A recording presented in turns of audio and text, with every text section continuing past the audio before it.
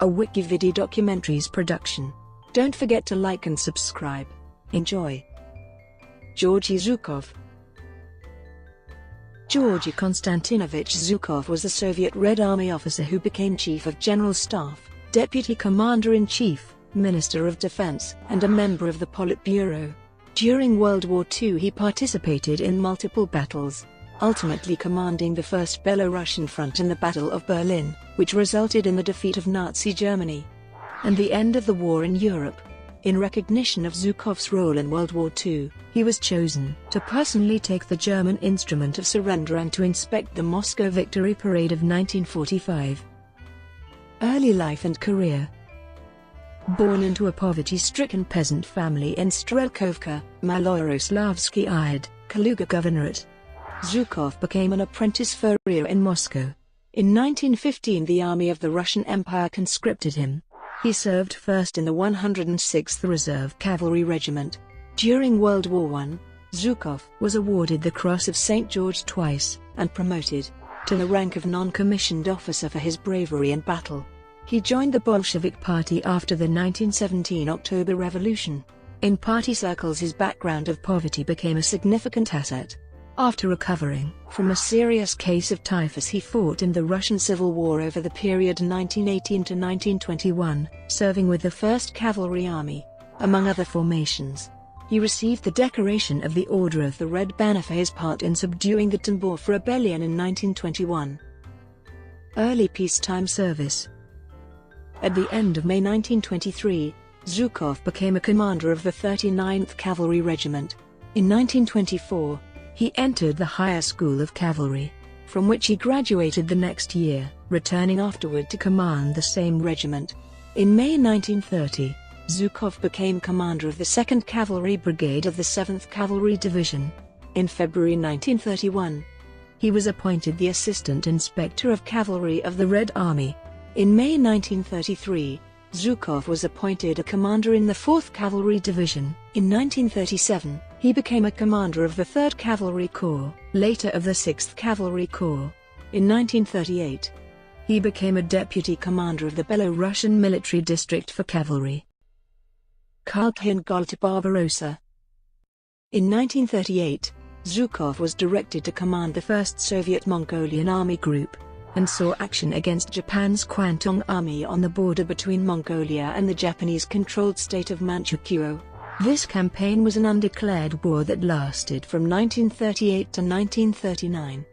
What began as a routine border skirmish rapidly escalated into a full-scale war, with the Japanese pushing forward with an estimated 80,000 troops, 180 tanks and 450 aircraft. These events led to the strategically decisive Battle of Khalkhin Gol. Zhukov requested major reinforcements, and on the 20th of August 1939, his Soviet offensive commenced. After a massive artillery barrage, nearly 500 BT-5 and BT-7 tanks advanced, supported by over 500 fighters and bombers. This was the Soviet Air Force's first fighter-bomber operation. The offensive first appeared to be a typical conventional frontal attack. However, 2 tank brigades were initially held back and then ordered to advance around on both flanks, supported by motorized artillery, infantry, and other tanks. This daring and successful maneuver encircled the Japanese 6th Army and captured the enemy's vulnerable rear supply areas. By the 31st of August 1939, the Japanese had been cleared from the disputed border, leaving the Soviets clearly victorious. This campaign had significance beyond the immediate tactical and local outcome. Zhukov demonstrated and tested the techniques later used against the Germans in the Eastern Front of the Second World War. These innovations included the deployment of underwater bridges and improving the cohesion and battle effectiveness of inexperienced units by adding a few experienced, battle-hardened troops to bolster morale and overall training. Evaluation of the problems inherent in the performance of the BT tanks led to the replacement of their fire-prone petrol engines with diesel engines, and provided valuable practical knowledge that was essential to the success in development of the T-34 medium tank, widely considered the most outstanding all-around general-purpose tank of World War II. After this campaign, Nomohan veterans were transferred to units that had not seen action, to better spread the benefits of their battle experience. For his victory, Zhukov was declared a hero of the Soviet Union. However, the campaign, and especially Zhukov's pioneering use of tanks, remained little known outside of the Soviet Union itself. Zhukov considered Namohan invaluable preparation for conducting operations during the Second World War. In 1940, Zhukov became an army general. Pre-war military exercises. In autumn 1940, G.K. Zhukov started preparing the plans for the military exercise concerning the defense of the western border of the Soviet Union, which at this time was pushed further to the west due to the annexation of eastern Poland. In his memoirs, Zhukov reports that in this exercise he commanded the Western, or Blue, forces, and his opponent was Colonel General D.G. Pavlov, the commander of the Eastern, or Red, forces. He noted that the Blue had 60 divisions, while the Red had 50 divisions. Zhukov in his memoirs describes the events of exercise as similar to actual events during the German invasion, as historian Bob Leff reports in his article in Military History Journal. The actual details of the exercises were reported differently in different memoirs of their participants. He reported that there were two exercises, one on 6 January 1941, another on 11 January 1941. In the first one, Western forces attacked Eastern forces on the 15th of July, but Eastern forces counterattacked and by the 1st of August reached the original border. At that time, Eastern forces had a numerical advantage, with the exception of anti-tank guns. Bololev describes how by the end of the exercise the Eastern forces did not manage to surround and destroy the Western forces, which, in their turn, threatened to surround the Eastern forces themselves. The same historian reported that the second game was won by the Easterners, meaning that on the whole, both games were won by the side commanded by Zhukov. However, he noted that the games had a serious disadvantage since they did not consider the initial attack by Western forces, but only attack by Eastern forces from the initial border. According to Marshal Alexander Vasilevsky, the war game defeat of Pavlov's Red troops against Zhukov was not known widely. But the victory of Zhukov's Red troops against Kulik was widely propagandized, which created a popular illusion of easy success for a preemptive offensive. On the 1st of February 1941, Zhukov became chief of the Red Army's General Staff. Controversy about a plan for war with Germany. From the 2nd of February 1941, as the Chief of the General Staff and Deputy Minister of Defense of the USSR, Zhukov took part in drawing up the strategic plan for deployment of the forces of the Soviet Union in the event of war with Germany and its allies. The plan was completed no later than the 15th of May 1941. Some researchers allege that, on the 14th of May, Soviet People's Commissar of Defense Semyon Timoshenko and Zhukov suggested to Joseph Stalin a preemptive attack against Germany through southern Poland. Soviet forces would occupy the Vistula border and continue to Katowice, or even Berlin, or the Baltic coast. The attacking Soviets were supposed to reach Siedlce, Dublin, and then capture Warsaw before penetrating toward the southwest and imposing final defeat at Lublin. Historians do not have the original documents that could verify the existence of such a plan, or whether Stalin accepted it. In a transcript of an interview on the 26th of May 1965, Zhukov stated that Stalin did not approve the plan. However, Zhukov did not clarify whether execution was attempted. As of 1999, no other approved plan for a Soviet attack had been found. Eastern Front of World War II. On the 22nd of June 1941, Germany launched Operation Barbarossa, an invasion of the Soviet Union.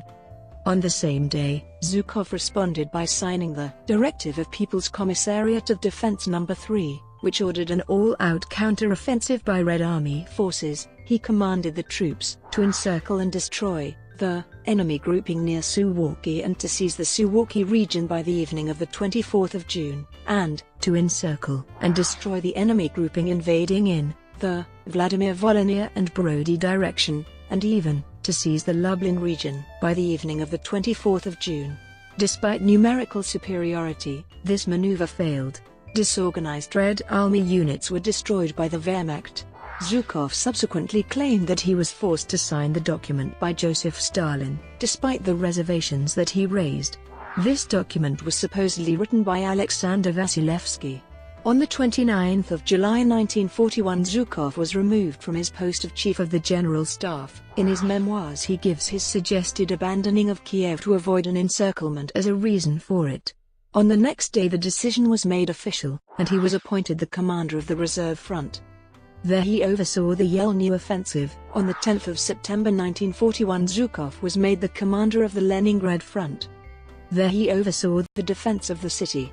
On the 6th of October 1941, Zhukov was appointed the representative of Stavka for the Reserve and Western Fronts. On the 10th of October 1941, those fronts were merged into the Western Front under Zhukov's command. This front then participated in the Battle of Moscow and several battles of Chef.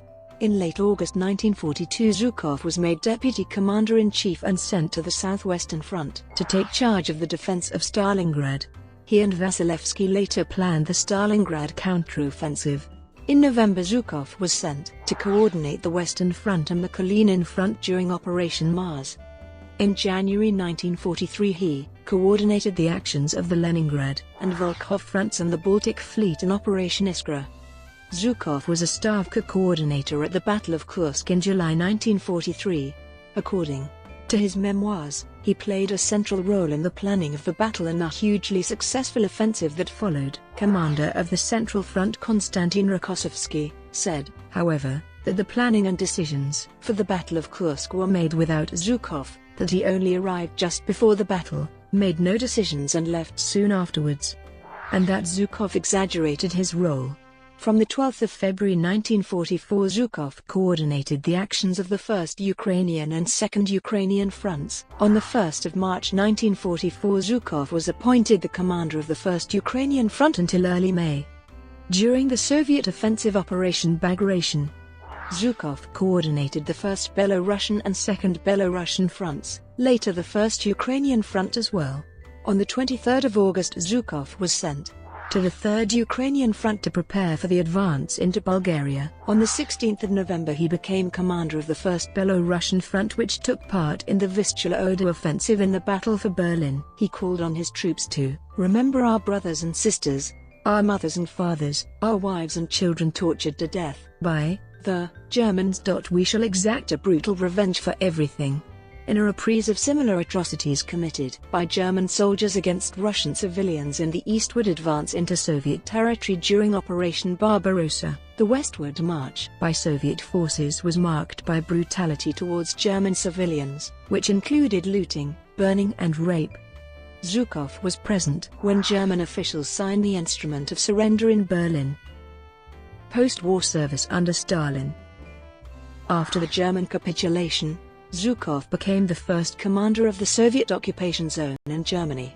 On the 10th of June, Zhukov returned to Moscow to prepare for the Moscow Victory Parade of 1945 in Red Square.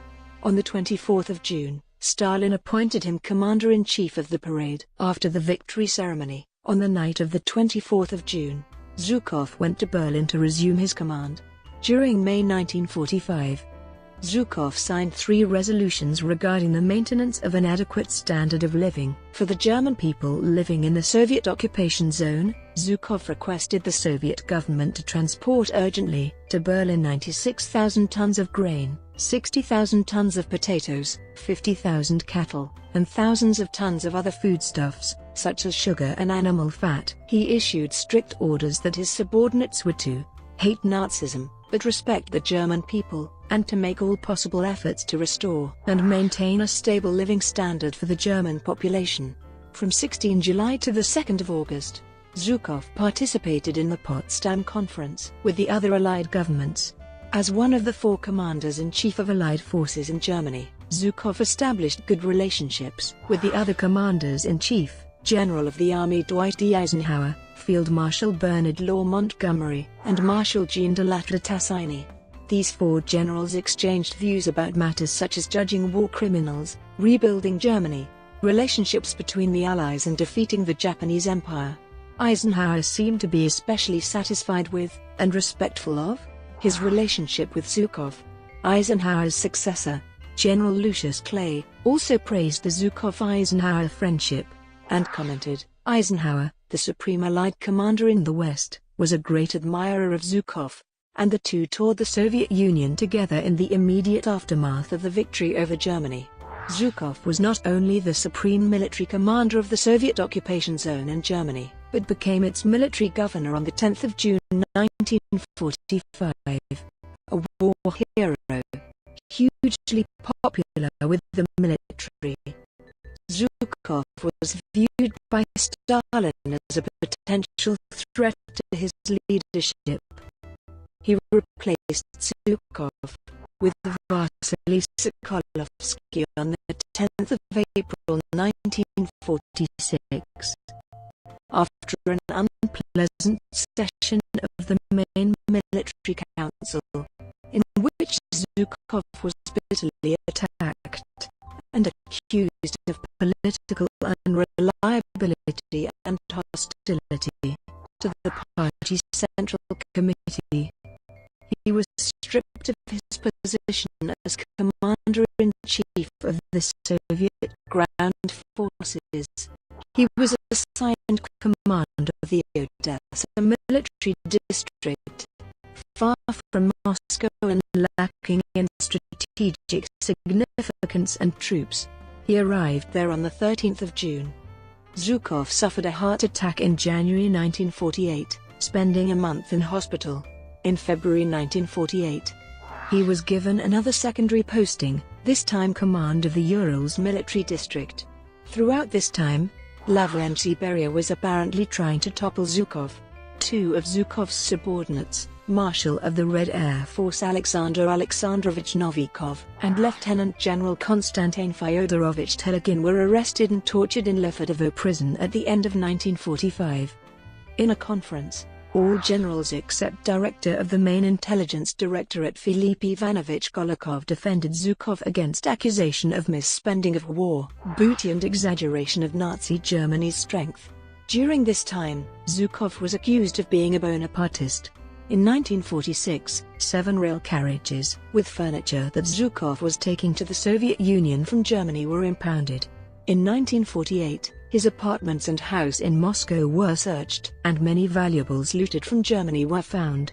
In his investigation, Beria concluded that Zhukov had in his possessions 17 golden rings, 3 gemstones, the faces of 15 golden necklaces, more than 4,000 meters of cloth, 323 pieces of fur, 44 carpets taken from German palaces, 55 paintings and 20 guns. Zhukov admitted in a memorandum to Stanov, these incidents were ironically called the trophy affair in the Soviet Union. When learning of Zhukov's misfortunes, and despite not understanding all the problems, Eisenhower expressed his sympathy for his comrade in arms. On February 1953, Stalin ordered Zhukov to leave the post of commander of the Urals military district, and then recalled him to Moscow. Several opinions suggested Zhukov was needed for Korean War service. But, in fact, during 1 month at Moscow, Stalin did not give Zhukov any tasks. At 9:50 a.m. on the 5th of March 1953, Stalin suddenly died. After this event, Zhukov's life entered a new phase. Reasons for Zhukov's rises and falls under Stalin. During World War II, Zhukov was one of only a few people who understood Stalin's personality. As the Chief of Staff and later Deputy Supreme Commander, Zhukov had hundreds of meetings with Stalin, both private and during staff conferences. Consequently, Zhukov well understood Stalin's personality and methods. According to Zhukov, Stalin was a strong and secretive person, but he was also hot-tempered and skeptical. Zhukov was able to gauge Stalin's mood. For example, when Stalin drew deeply on his tobacco pipe, it was a sign of a good mood. Conversely, if Stalin failed to light his pipe once it was out of tobacco, it was a sign of an imminent rage. An outstanding knowledge of Stalin's personality was very helpful to Zhukov, and it assisted him to deal with Stalin's rages in a way other Soviet generals could not. Both Zhukov and Stalin were hot-tempered, but, at different times, each of them made concessions in order to sustain their relationship. While Zhukov simply viewed his relationship with Stalin as one of subordinate senior Stalin was in awe and possibly jealous of Zhukov. Both were military commanders, but Stalin's experience was restricted to a previous generation of non-mechanized warfare. By contrast, Zhukov was highly influential in the development of contemporary combined operations of highly mechanized armies. The differences in these outlooks were responsible for many tempestuous disagreements between the two of them at Soviet Stavka meetings. Nonetheless, Zhukov was less competent than Stalin as a politician, an inadequacy which accounted for Zhukov's many failures in Soviet politics. In fact, Stalin's unwillingness to value Zhukov beyond the marshal's military talents was one of the reasons why Stalin recalled Zhukov from Berlin. Another significant element of their relationship was Zhukov's straightforwardness towards Stalin. Stalin was dismissive of the fawning of many of his entourage and openly criticized it. Many people around Stalin, such as Beria, Yezhov, Mekles, and some others, felt the need to flatter Stalin to remain on his good side. Zhukov was different. By contrast, he was stubbornly willing to express his views, often going openly against Stalin's opinion even to the point of risking his career and life. His heated argument with Stalin on the subject of abandoning Kiev in June 1941 was a typical example of Zhukov's approach. This independence in Zhukov's thinking gained Stalin's respect. It caused Zhukov considerable difficulties with Stalin on several occasions, but was the main reason the decision-making of Stavka became more objective and effective. After the war, things were less successful for Zhukov, and his independent-mindedness caused him many problems. Indeed, under the personality cult of the Stalinist regime and its overweening bureaucracy and emphasis on conformity, there was little place within the government for people like Zhukov. Brought to you by WikiVidi documentaries. Would you like to know more?